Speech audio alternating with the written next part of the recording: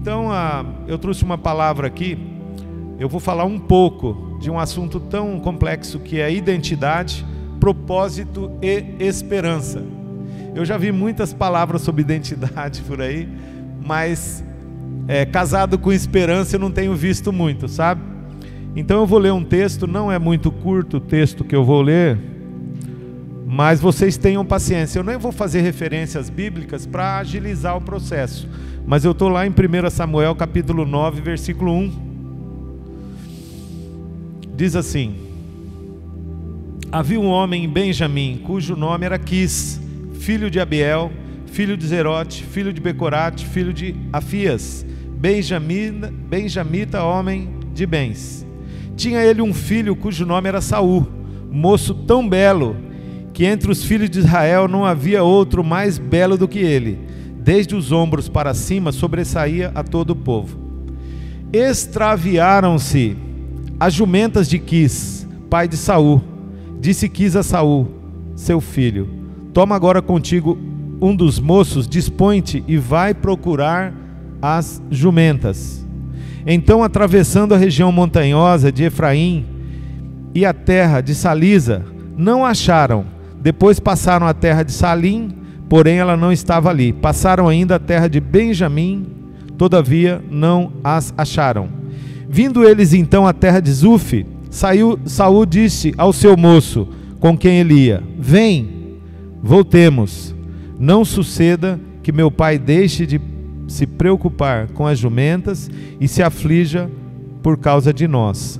Porém lhe disse: nesta cidade há um homem de Deus, e é muito estimado. Tudo quanto ele diz sucede. Vamos-nos agora lá, mostrar-nos-á porventura o caminho que devemos seguir.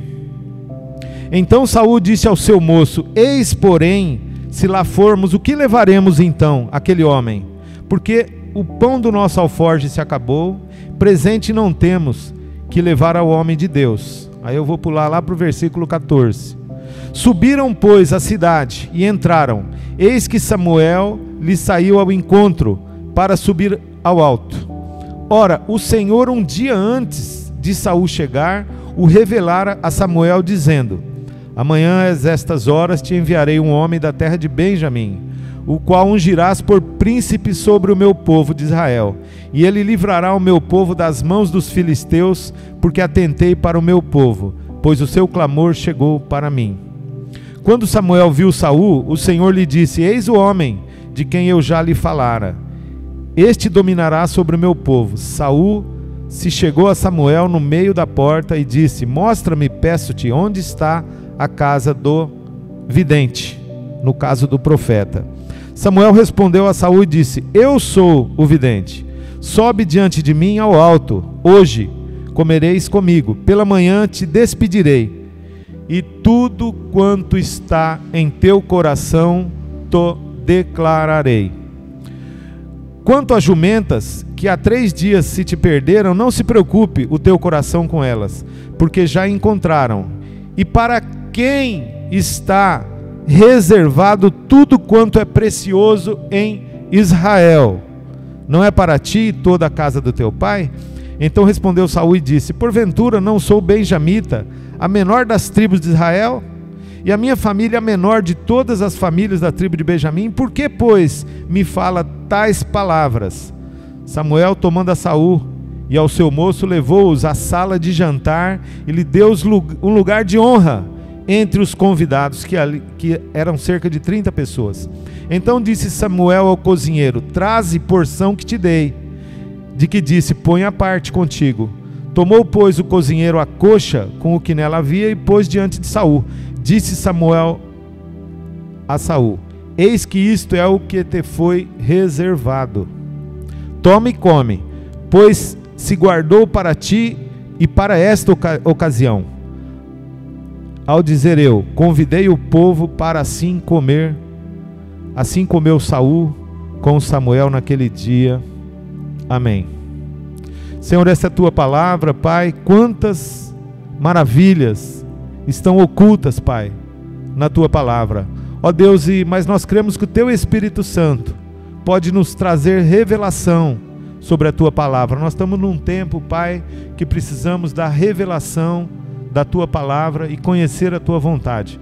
Ó Deus, abre nossos olhos para que possamos ver e, sobretudo, coloque em nosso coração fé, para que possamos crer, porque a Tua palavra tem que ser temperada com a fé daqueles que ouvem. Assim, ó Pai, aguardamos nesta manhã tão linda o Teu mover, o Teu milagre, em nome de Jesus. Amém. Aí vem aquela expectativa, o que será que vem dessa palavra, né? Coisa abençoada, né? Muito bem, então, identidade, propósito e esperança.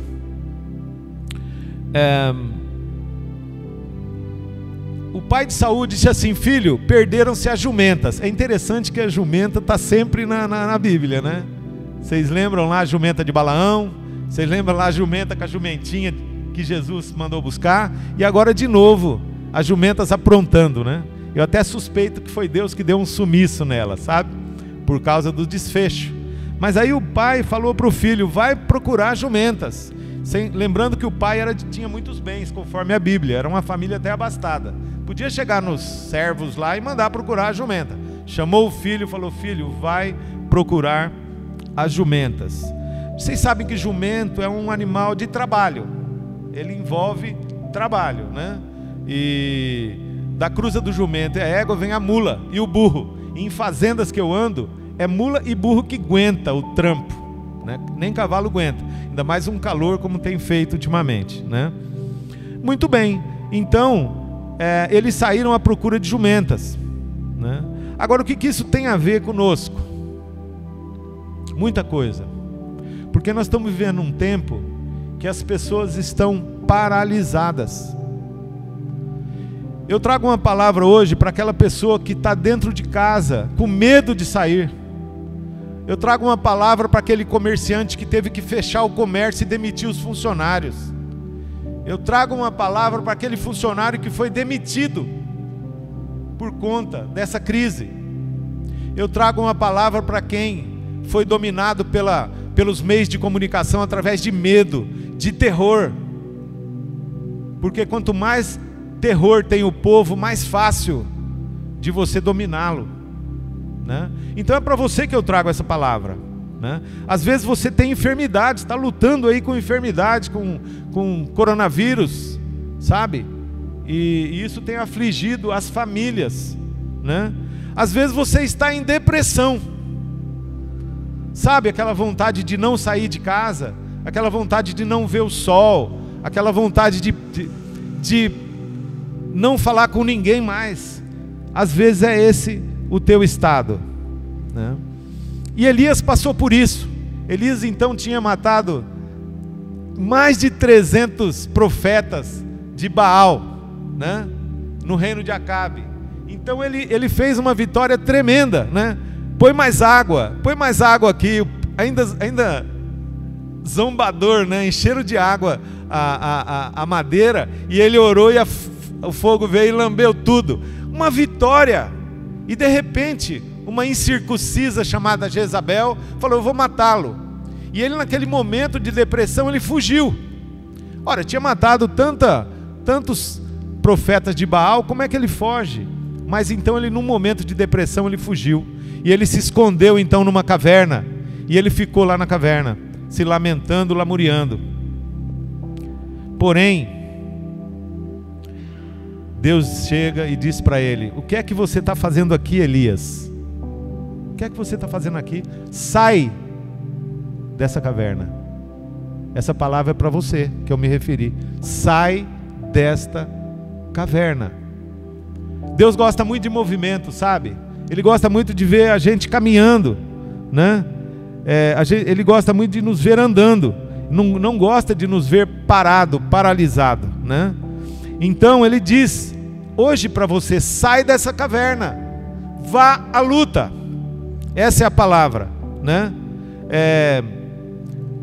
Uma certa ocasião, o povo de Israel estava lá debaixo do jugo de Faraó no Egito, e Moisés veio para libertá-lo. E eles estão indo no deserto, sabe? Eles estão indo, e o Faraó, quando percebeu que estava perdendo eles, pegou o exército e foi atrás. E eles então, sendo perseguidos, houve um momento que eles estavam com 2 desfiladeiros indo em direção ao mar. E veio o exército de Faraó atrás, e eles se viram acuados, para cá, para lá montanha, para lá o mar, para cá vem o exército de Faraó para nos matar. E aí o povo reclamou, né? Moisés, o que é que você fez? Nos trouxe a morrer no deserto. E Moisés foi lá, diante de Deus, e Deus então mandou a palavra nessa manhã de domingo, para você e para Moisés. Por isso está registrado na Bíblia: diga ao povo de Israel que marche, vá em frente, tem um mar na tua frente, você tem medo, mas vai. Eu não sei para onde eu vou, vai. Quando Deus chamou Abraão e disse vai, Abraão não perguntou para onde eu vou, Abraão foi. Eu ia dar uma caminhada aqui, mas para não sair eu vou caminhar para trás. Abraão foi. E no meio do caminho, Senhor, e para onde nós vamos? Ele nem sabia para onde ele foi. Então, não importa, saia, marche, sai da caverna, vá. No meio do caminho Deus vai te revelando o que você precisa saber. E Deus vai operando milagres, como Ele operou aqui na vida de Saul. Amém? Amém. Agora no meio do caminho, como não estava fácil, Saul então fez menção de desistir. Chegou no moço. Aliás, caminhe com o moço, sabe? Caminhe com alguém, né? Adão estava solitário e Deus levantou uma adjutora para ele, né? Paulo andou com Silas, com Barnabé, sabe?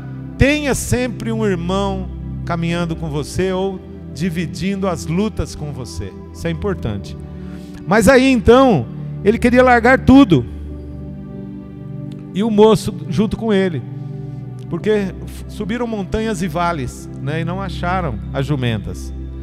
Às vezes é você procurando um trabalho, procurando uma solução, procurando, e as coisas não acontecem com facilidade, né? Deus permite até que as coisas se dificultem um pouco, porque Ele quer que você conheça o teu coração, porque Ele já conhece, né? Mas o fato é que muitos desistem.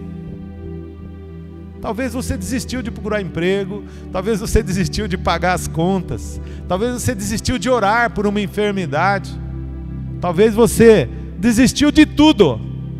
Eu vou desistir de tudo, eu vou largar tudo, eu vou sumir, eu vou acabar com a minha vida, eu vou desistir de tudo.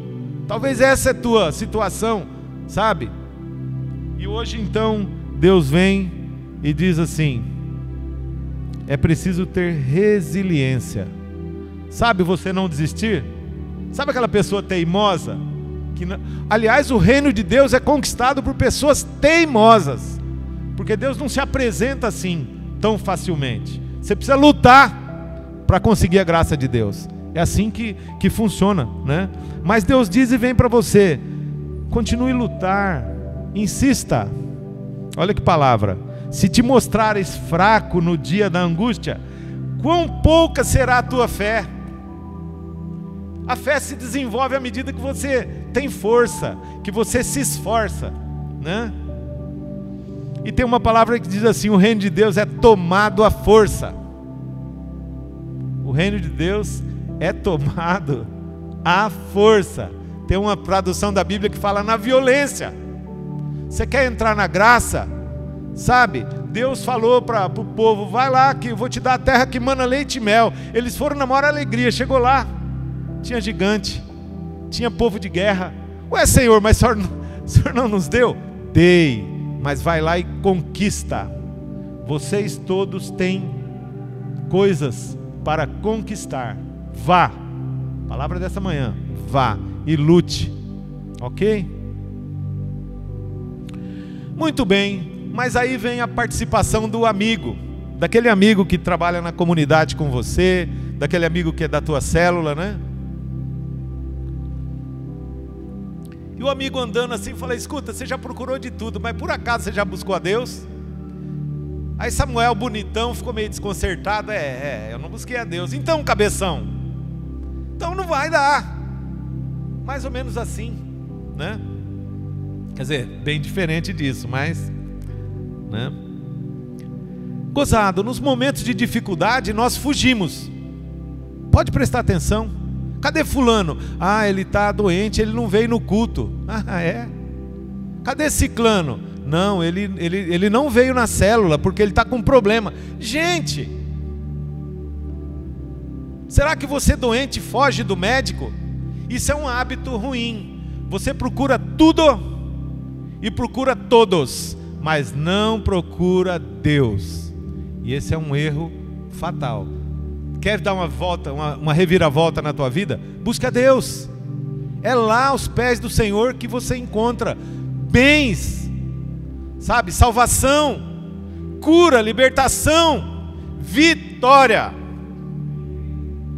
Sabe? Busque a Deus. Busque a Deus. Adão deu uma fugida de Deus, né? E Deus diz assim: Adão, onde estás? Ora, Deus é onisciente. Deus sabia onde Adão estava. Mas o que ele está dizendo é o seguinte: Adão, você está fugindo de mim. Que criei você, que te deu paraíso, você está fugindo de mim. E muitos aqui estão fugindo de Deus. Às vezes inconscientemente, né?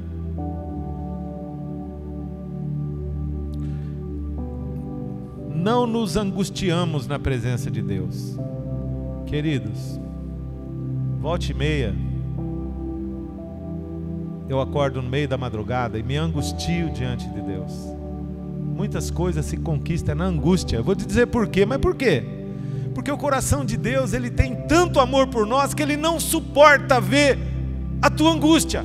Ele não suporta. Ele vem voando para te socorrer. Então eu já peguei o jeito, sabe? Eu preciso de Deus, Senhor.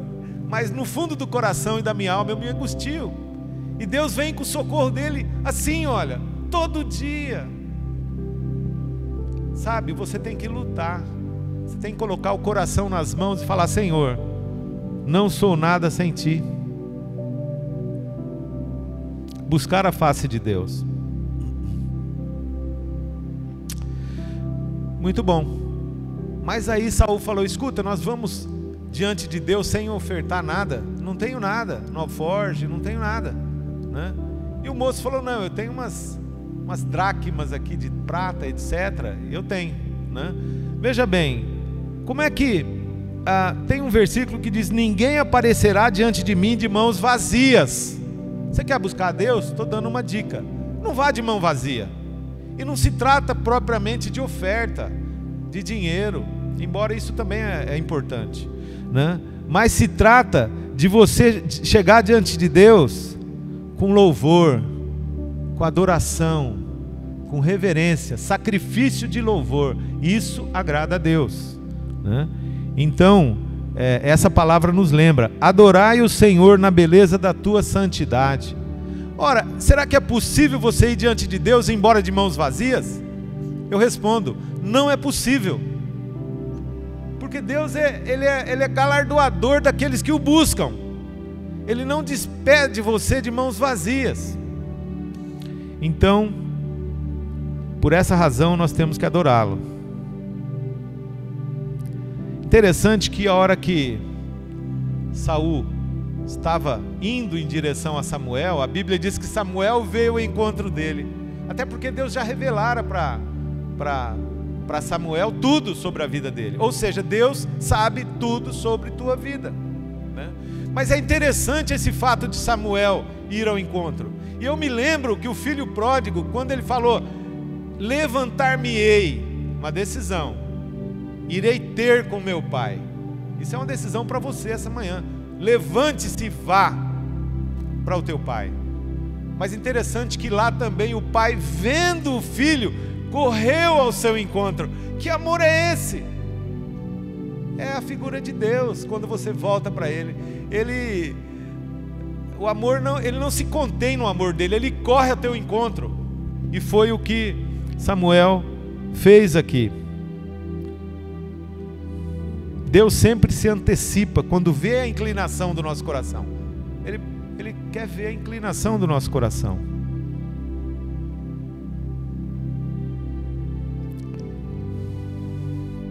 E aí vem aquele versículo lindo, né? Buscar-me-eis e me encontrareis, quando me buscardes de todo o coração, com toda a força. Eu não gosto de falar muito de mim, sabe? Mas eu vou dizer uma coisa para vocês. Quando eu conheci a graça, quando eu buscava a Deus, teve noite que eu comecei a ler essa Bíblia às 6 da tarde e parei para ir trabalhar às 6 da manhã, porque era tão maravilhoso para mim. Nada mais importava para mim. E Deus se revelou aqui, ó, através da palavra, para mim. Sabe? Todo o coração, com toda a força, com toda a dedicação. Eu estou falando aqui é de conquistar o reino, pelo esforço mesmo. Porque isso agrada a Deus. Isso agrada a Deus. Mais para frente, Deus revela a Samuel que ungirá Saul como príncipe. Ora,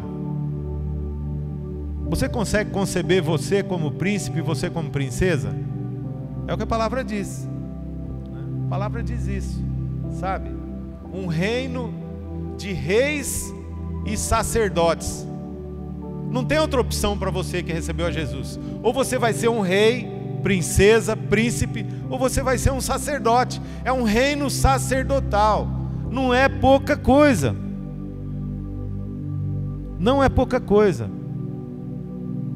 Bem sei os pensamentos que tenho a respeito de vós, pensamentos de bem e não de mal, para vos dar um futuro e uma esperança.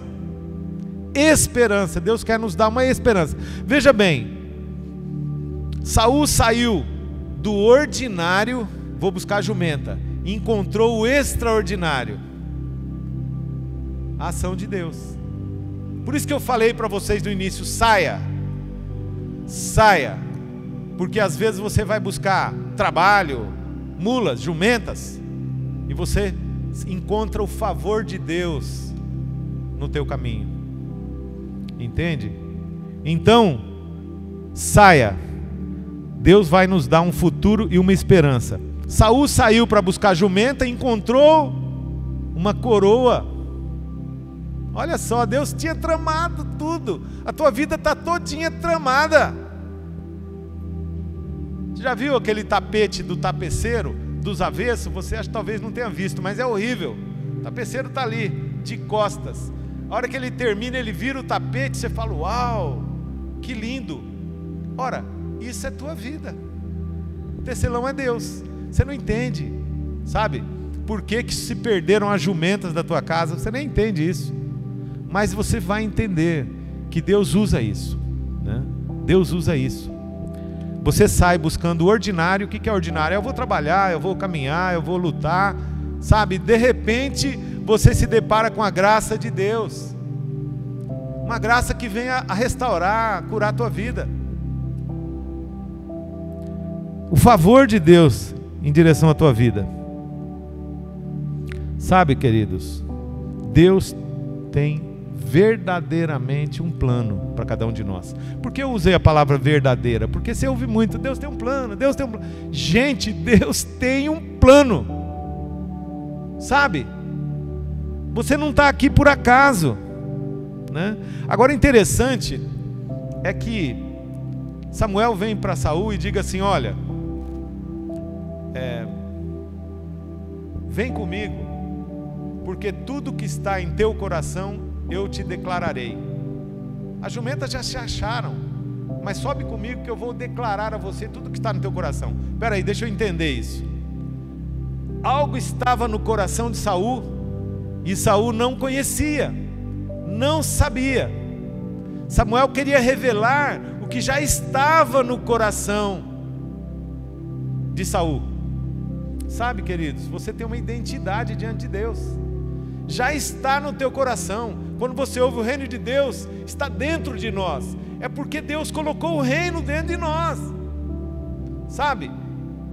Mas o profeta teve que mostrar, revelar o que estava no interior de Saul, porque ele mesmo não sabia. Isto é identidade. Vou falar sobre identidade. um pouquinho, usando o Novo Testamento.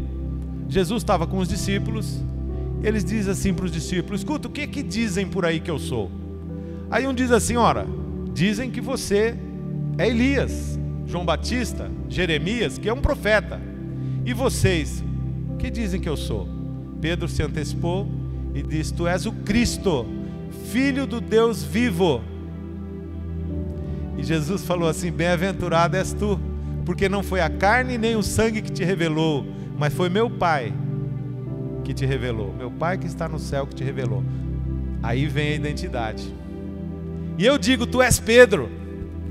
A identidade. Quando você se aproxima de Deus, Ele mostra quem você é. Captou?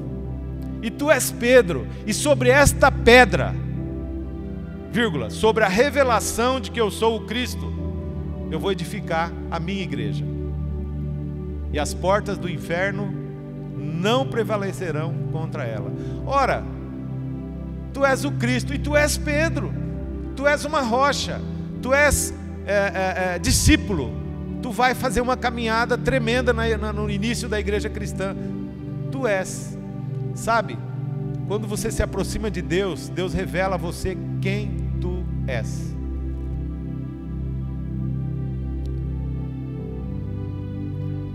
E tem uma coisa, viu? Deus nos fez único. Mas como assim? Essa é a pergunta. 7 bilhões de habitantes e ninguém tem a tua digital. Mas como assim? Ninguém tem a íris que você tem nos olhos. Mas como assim? Reconhecimento facial é único. Mas como assim? Mais de 7 bilhões de habitantes. E a pergunta não é bem assim. A pergunta é a seguinte: o que Deus quis dizer com isso? O que Deus queria que compreendêssemos com isso? A resposta é a seguinte: Deus quer afirmar a nossa identidade e dizer que nós somos únicos na face da terra, e dizer que Ele colocou em nós individualmente coisas grandes do reino. Por isso que Samuel teve que revelar para Saul o que estava no coração dele, porque ele mesmo não sabia. Busque em Deus o que é que está em teu coração, o que é que Deus colocou em teu coração, e você vai achar a identidade tua. Ora, se você acha a tua identidade, você vai achar o propósito da tua vida. Ora, se eu sei quem eu sou, eu sei para que eu sou. Amém? Nossa geração não conhece a marca de Deus em seus corações. Nossa geração não conhece a marca de Deus em seus corações. Por isso essa crise de identidade. Nós estamos vivendo uma crise sem precedente de identidade. O pai não exerce a paternidade, a mãe não exerce a maternidade, há uma confusão, os lares são disfuncionais, os filhos não respeitam, não honram os pais, né? De repente o filho tem 40 anos e está lá, o pai tem que pagar até o cinema para ele. Há uma disfuncionalidade, né? Há uma disfuncionalidade, uma crise de identidade. Minhas filhas, quando fizeram aniversário, nós fizemos uma cerimônia chamada Barbaracá. Não sei se o Cacá estava lá. Passagem para a vida adulta, não é isso? Com 15 anos, sabe? E naquele dia, naquela cerimônia, mudou a vida das minhas filhas. Elas assumiram uma identidade de filhas de Deus. Entende? Eu disse para ela: filha, aqui está a Bíblia, porque é a verdade, presente, sabe? Aqui está uma aliança, para você lembrar da aliança tua com Deus. E aqui está a chave de casa. Pode chegar a hora que você quiser, namorar, eu não mando mais, você vai ter que assumir. E naquele dia mudou a vida delas, graças a Deus. Eu era um pai ciumento, e aí então eu liberei. Deus, ô pai meu, então Deus tomou nos braços, né? E fez grandes coisas.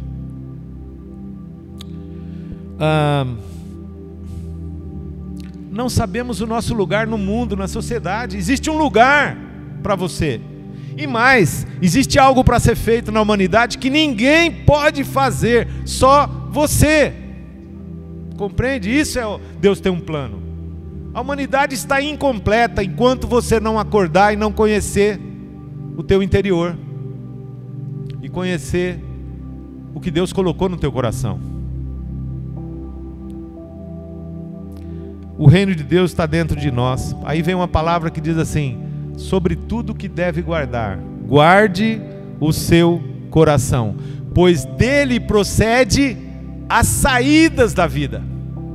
Ora, não é a entrada, dele procede a saída da vida. As saídas está aqui dentro, está aqui dentro, sabe? Tem que buscar aqui em Deus, porque daqui procede as saídas. Por isso, guarde o teu coração. O Espírito vai mais longe e diz assim: filho, dá-me teu coração. Não entrega teu coração para os modismos, para os vícios, sabe? Para as tecnologias. Me dê o teu coração. Essa é a palavra de Deus. Vou contar aqui um pouquinho o caso das minhas filhas, só para usar o contexto. Eu tenho filhas gêmeas, que estão fazendo agora 35 anos, e eu tenho uma filha menor, bebezinho de 27 anos, né? O Anderson conhece. E as gêmeas, elas tiveram uma dificuldade no início da vida escolar dela, porque a Camila não era Camila, ela era a gêmea. E a Daniele não era Daniele, era a gêmea. Olha lá a gêmea lá, ô gêmea, ô gêmea. E pior, chamavam a Camila de Dani e chamava a Dani de Camila. E foi tão grave que um dia uma delas chegou para mim, para a mãe, aliás, e diz assim: mãe, quem eu sou? Ela não sabia mais quem ela era. Sabe? Muitos de nós tem que se fazer essa pergunta hoje diante de Deus: quem eu sou? E Deus vai te revelar quem você é. E o resultado é lindo. A Isabela, a outra filha, eu fui mantenedor do Colégio Crescer, vocês sabem, e eu tinha uma outra profissão, a Isabela que administrava o colégio, num período lá. E ela chegou para mim, já terminando o colegial, falou: pai, eu já sei, eu vou fazer pedagogia, porque aí eu vou cuidar do colégio. E o pai dela falou: não, primeiro você vai saber a razão da tua existência, depois você vai escolher o curso superior. E ela tinha que fazer uma cirurgia ortognática, então ela entre o colegial e a faculdade, ela ficou 6 meses em recuperação. E nesses 6 meses, essa palavra caiu no coração dela: qual o propósito da tua vida? E um dia ela chegou para mim e falou: pai, eu já sei a razão da minha existência. Uau! E a pedagogia? Não, pai, não tem nada a ver. Entendeu? Tenho um português bom, um inglês bom, gosto de leitura, minha redação é boa, eu vou fazer jornalismo. Hoje ela trabalha com conteúdos, né, escreve, coisa linda, ela ama o que ela faz, mas ela achou um propósito. Eu vou dar um outro exemplo engraçado aqui, que é do Anderson Coraza, vou lembrá-lo. Belo dia nós andávamos juntos, né? Belo dia o Anderson chegou e falou: irmão, teve uma irmã que teve uma revelação de Deus para a minha vida. Eu falei: uau, ela teve uma revelação, e qual é? Não, porque eu trabalhei no passado, tive algum envolvimento, posso falar? Com drogas e tal, e nós vamos usar isso ministerialmente, Deus me revelou. E o Anderson foi contente de contar para mim, e o jogo era bruto, sempre foi, né? Eu disse: Anderson, Deus tem que revelar para você, não para ela. Quando Ele revelar para você, você vai. Precisamos de uma revelação pessoal. Bom, o desfecho foi que alguns meses depois ela caiu em adultério, deixou a fé, deixou a igreja e foi embora. Uxi, escapou, irmão. Nós precisamos de uma revelação de Deus para nós.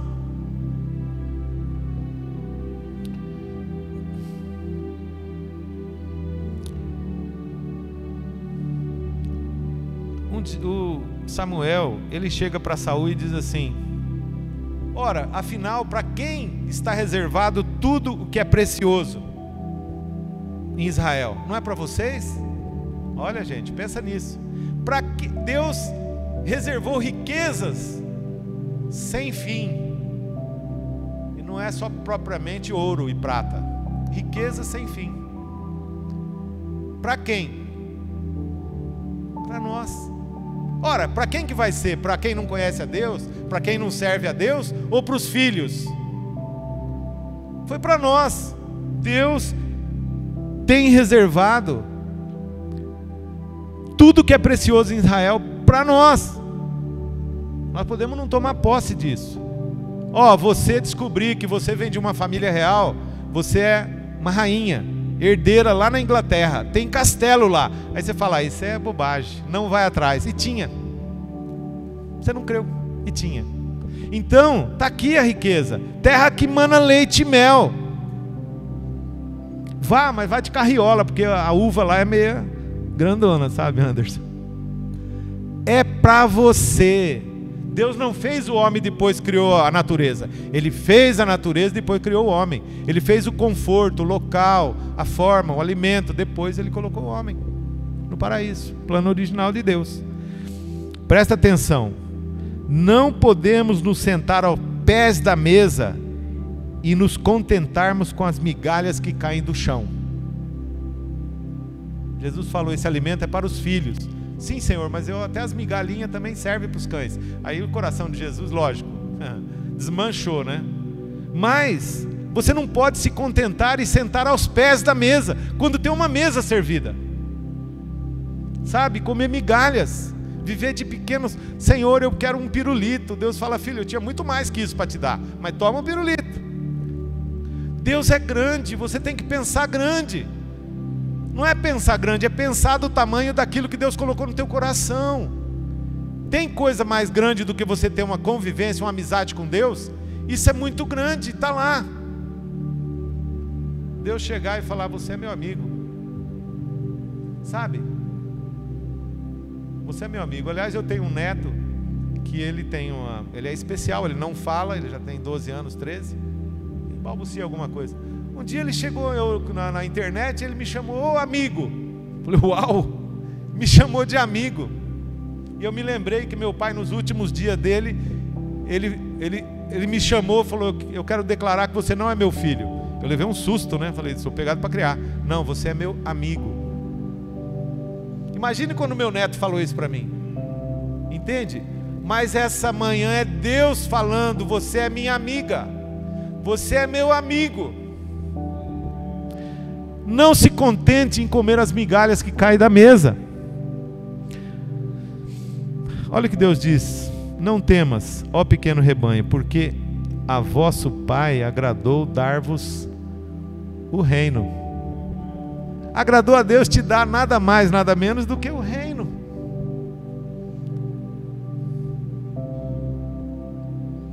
Samuel diz assim: olha, mas eu sou o menor, minha tribo é a menor de Israel, eu sou a menor família. Isso é bom, porque nós não somos merecedores disso, nós não somos grandes o suficiente. Você vê o exemplo de humildade de Davi. Quando Samuel queria ungir um rei, Deus falou que estava ali naquela casa, e Samuel foi lá, apareceu todos os irmãos de Davi, e Deus falou, não é nenhum desse. Ele era tão pequeno, ruivo, tão desqualificado, que o pai nem quis mostrá-lo para Samuel, pois sobre aquela pessoa estava o reino reservado. Mas por que isso? Porque Deus usa as coisas que não são para confundir as que são. Deus usa as coisas loucas para confundir os sábios. Então realmente nós temos que ser humildes.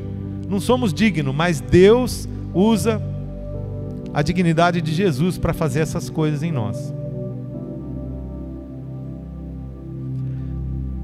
Aí Samuel chama Saul e senta numa mesa de banquete.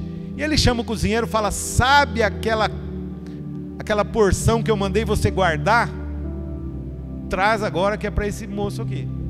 Aí o copeiro foi lá, trouxe o alimento, uma coxa, né?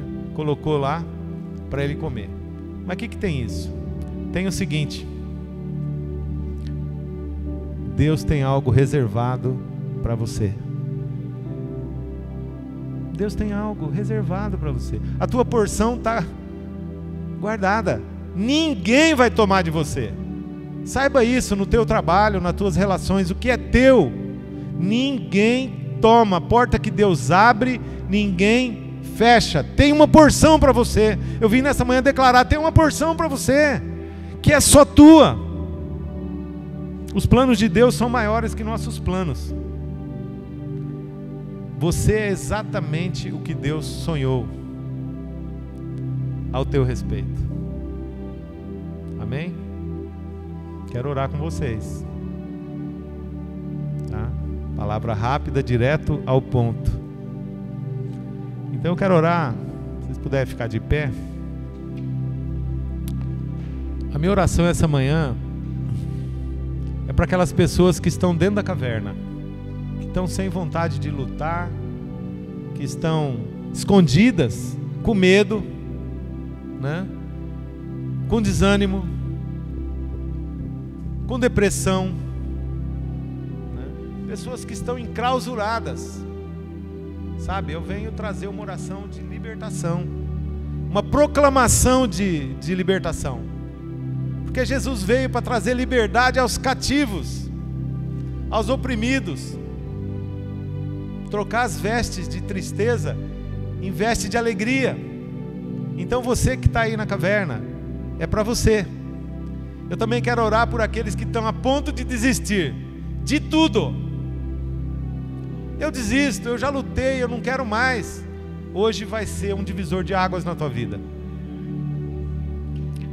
E eu quero orar para aqueles que querem de fato buscar a Deus, de fato buscar a Deus de todo o coração. Amém? Fecha os olhos. Deus, Pai, Rei da Glória, Senhor dos Senhores, aquele que nos criou, que nos deu uma identidade, ó Pai, que perdemos, Pai, essa identidade, mas em Jesus queremos recobrá-la. Ó Deus, tantas preciosas promessas, tantas coisas esperançosas ouvimos nessa manhã. O nosso pedido, Pai, é que o Senhor venha sobre a vida de cada um de nós e liberte, Pai, o encarcerado, ó Deus, e dê esperança ao que está desesperançado, ó Deus, e que abra as portas para aqueles que querem chegar diante de Ti, ó Deus, e colocar uma oração diante de Ti. Ensina-nos, Pai, a ir até o Senhor e consagrar os nossos problemas, entregar para o Senhor e confiar. Ó Deus, o Teu poder alcança todas as coisas. Nós cremos que o Senhor está aqui, Pai, porque o Senhor nos ama. O Teu amor, Pai, é que tem nos alcançado. O Teu amor é que nos constrange, ó Deus. Por isso, Pai, que Teu Espírito Santo toque, Pai, a vida dos meus irmãos aqui nesse lugar, e que eles sejam transformados, ó Deus, assim como Saul foi transformado em novo homem com a presença do Teu Espírito. Ó Deus, então que aqui essas vidas sejam transformadas, Pai, através da ação do Teu Espírito Santo, Senhor. Pai, o nosso coração está em Ti, a nossa esperança está em Ti. Bem algum não temos, Pai, além de Ti. Então, ó Deus, eis aqui o Teu povo, venha, Pai, e opera na vida de cada um de nós, Pai. Nós oramos em nome do Senhor Jesus. Te agradecemos, Pai, por Tua imensa bondade. Glória a Deus.